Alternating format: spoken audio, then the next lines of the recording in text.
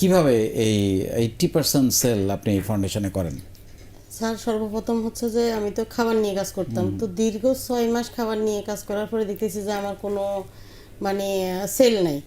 Sell নাই দেখতে দেখতে পরবর্তীতে দেখতেছি যে আমার লালবাগ জোনের যে অফলাইন মিট আপগুলো হয়, তো সেখানে আমাদের যে দায়িত্বশীলরা আছে, মডারেটর রনি ভাই, আমাদের জোন জেলা অ্যাম্বাসেডার হচ্ছে যে মোশারফ ভাই বলতো যে আপু আপনি যখন আসবেন আপনার হোমমেড খাবার কিছু নিয়ে আসবেন।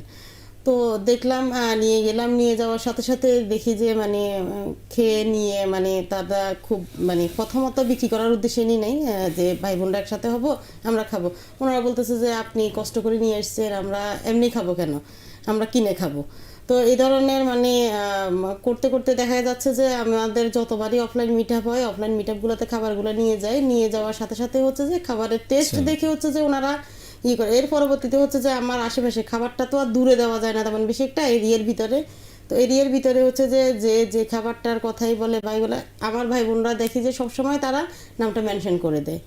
তো আবার সেই হিসেবে হচ্ছে যে লালবাগ জোন যেভাবে আমাকে সহযোগিতা করতেছে, আবার ফেনী জেলার আমি যখন যুক্ত হওয়ার পরে ফেনী জেলাতে স্যার আপনার একটা অনুষ্ঠান ছিল, আপনি গিয়েছিলেন ওইখানে।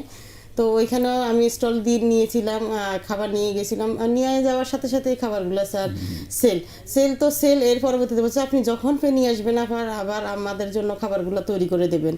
মানে অন্যরকম একটা মানে আপনার খাবারের কোয়ালিটি এবং মানুষের সাথে সবার সাথে সম্পর্ক, আর এইটা আপনাকে এই জায়গাটাতে এনে এই জায়গাটাতে স্যার এত টাকা তো আর খাবার দিয়ে আসে না স্যার। তো আমি যে আরেকটা যে ফেসবুক পেজ খুলেছি বাহারি আয়োজন, সেখান থেকে স্যার অনেক সেল। এখন কারো যদি বেডশিট লাগে, আমার মূল্য হচ্ছে যে আমার প্রোডাক্টের হচ্ছে যে দামটা একটু বেশি হলেও আমি মানটা ভালো দিব। আমার কাছে স্যার 350 টাকা আপনি যদি বলেন যে আপু আপনি তো পাইকারি বিক্রি করেন, আমাকে 350 টাকা, আমি বলি যে না ভাই এটা আমি দিতে পারবো না, আপু দিতে পারবো না। আপুরাই হচ্ছে যে আমার বেশি কাস্টমার।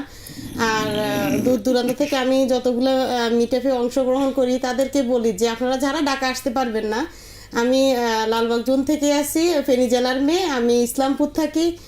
যারা আপনাদের ঢাকায় আসার সুযোগ সুবিধা নেই, একবার বিশ্বাস করে আমাকে দেখেন, 3 পিস বেডশিট 1 পিস যদি লাগে আমার কাছ থেকে নিয়ে যান, নিয়ে গিয়ে দেখেন আপনাদের যে কোয়ালিটি যেভাবে আপনাদের চাহিদা অনুযায়ী আপনাদের আমি মোবাইলে ছবি দেখিয়ে বা ভিডিও কলে আপনাদেরকে দেবো। যদি বিক্রি করতে না পারেন সেক্ষেত্রে আবার আমি চেঞ্জ করে দেবো আপনাদেরকে।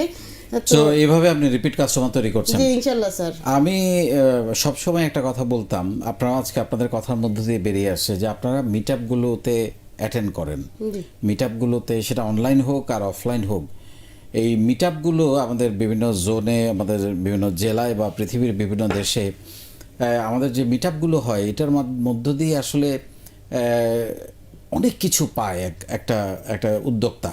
একটা যে ব্যবসা করতে চায় সেও পায়, যে ব্যবসা শুরু করে দিয়েছে সেও পায়, সম্পর্ক পায়, প্রোডাক্টের পরিচিতি করতে পারে, নিজেকে তুলে ধরতে পারে, ব্র্যান্ডিং করতে পারে। কেউ একজন হয়তো তা আপনাকে পরিচয় পেলো, পরবর্তীতে আপনাকে এগিয়ে নিয়ে যাওয়ার জন্য সাহায্য করতে পারে। সো এই জন্য মিট আপগুলোর প্রতি আমি খুব বেশি গুরুত্ব দিই, সেটা অফলাইন হোক অনলাইন হোক। এই মিট আপগুলোতে আপনারা যত বেশি নিজেদেরকে উপস্থাপন করতে পারবেন, তত বেশি আপনাদের ব্যবসায়িক জীবনে এগিয়ে যাওয়া সহজ হয়ে যাবে। আপনার স্বপ্নের কথা শুনতে চাই, তার আগে একটু বলবেন যেই মানুষগুলোর কারণে আপনি আপনার ব্যবসা বন্ধ করে দিয়েছেন, এখন আবার এই ফাউন্ডেশনে যুক্ত হয়ে আবার শুরু করলেন, সেই মানুষগুলো এখন কি বলে? স্যার সবচেয়ে সুখের বিষয় হচ্ছে যে তারা এখন বলে যে কিভাবে কি করো, প্রতিদিন দেখি তোমার ফেসবুকে সেল, আজকে এটা সেল হচ্ছে, সেটা সেল হচ্ছে।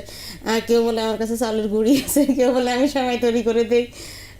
মানে এক এক ধরনের মনোভাব, তারাও চেষ্টা করতেছে এখন মানে কিভাবে, তারাও বদলে গেছে। হ্যাঁ অনেক বদলে গেছে। মানে তাদের ধ্যান ধারণা চিন্তা ভাবনা, তারা মানে এখন কোনো কিছু, যেমন আমি আজকে সেই সদরঘাট থেকে আসছি স্যার, তো ফ্যামিলি মেম্বারের বাইরে কিন্তু স্যার বাইরে হওয়া হয় না। তো আজকে অনেক উৎসাহ দিয়ে আমাকে মনে করলো স্যার বিদায় দেওয়ার মতো এভাবে একটা বাসা থেকে একটা মানে করে দিছে। তো যে বলো যে হ্যাঁ কোথায় মানে আমাকে কোথায় দেখাবে সেই বিষয়টা তারা জানতে চাচ্ছে। তারপরে দেখা হচ্ছে যে ইউটিউবের লিঙ্কটা তাদেরকে দেওয়ার জন্য বলতেছে, তারা ঘরে বসে দেখবে। আমি আজকে সামহাও এখানে আসার আগে আমার শরীরটা খারাপ হয়ে গেছে, তো আমাদের কয়েকজন সতীর্থ বললো যে স্যার আজকে প্রোগ্রামটা ক্যান্সেল করে দেন। আসলে আমি একদম তাই আমি বললাম যে যাদেরকে আমি দাওয়াত দিয়েছি তাদের তো মন খারাপ হবে, তো আমি এই যে আপনি এত প্রস্তুতি নিয়ে স্যার এসেছেন। বিশ্বাস করবেন না, আপনার কালকে হচ্ছে দুপুরবেলা যখন আমি মেসেজটা দেখি, আমার স্যার হসপিটালের রুগী, স্যার আপনার ডাকে সাড়া দেওয়ার জন্য আমি সর্বপ্রথম আমার যে পরিচিত যে আপনার যে দায়িত্বশীল ভাইয়েরা আছে তাদের কাছে নক করি যে কোনোভাবে কি কিছু করা যায় কি না। আবার আমার ননাস হচ্ছে হসপিটালে ভর্তি, আজকে ওনার অপারেশনের ডেট ছিল। তো সর্বপ্রথম হচ্ছে যে আমার ঘর, তারপরে হচ্ছে যে স্যার আমার না, না, অন্য সব কিছু ফ্যামিলি ফার্স্ট। জি জি। তো আমি প্রথমেই হচ্ছে যে আমার হাজবেন্ডকে ফোন দিই এভাবে এভাবে, যেহেতু সে সব জানে আমার বিষয়ে। আমি যদি লালবাগ জোনের কোনো মিটআপে, ফেনীর কোনো মিটআপে আমি যে কোনো জায়গায় অংশগ্রহণ করবো বলি, আমার 2 বাচ্চা এখন স্যার আপনার হাজবেন্ডও খুশি? অনেক খুশি স্যার। মানে সবচেয়ে বড় কথা হচ্ছে যে আমি বদলে গেছি স্যার, আগের মতো নাই আর। এটাই তো হচ্ছে কথা। আপনার স্বপ্নের কথা শুনতে চাই। স্যার স্বপ্ন হচ্ছে যে স্যার আমি যেহেতু মেয়ে মানুষ, হয়তো আমি একটা সব বাইরে দিয়ে আমি এভাবে দৌড়াদৌড়ি করার সক্ষমতা আমার ভিতরে নাই, সেটা আমি বুঝি। তো আমি যাতে করে আমি ফেসবুকের মাধ্যমে হোক বা আমার বাসায়, যেহেতু আমার সব মহিলা কাস্টমারই সবাই বেশিরভাগই, তো আমার যদি বাইরে পারি তো বাইরে আমার কাছাকাছি, আর যদি বাইরেও যদি না পারি তাহলে আমার বাসার ভিতরেই হচ্ছে যে আমার ফ্ল্যাটের ভিতরে আমি একটা রুম সাজানো গোছানো সুন্দরভাবে থাকবে আমার শপ হিসেবে, যে এই জিনিসটা আমার সবগুলো প্রোডাক্ট ওইখানে থাকবে, আমি যাতে করে ওইখান থেকে মানে সব জায়গায় ছড়িয়ে দিতে পারি।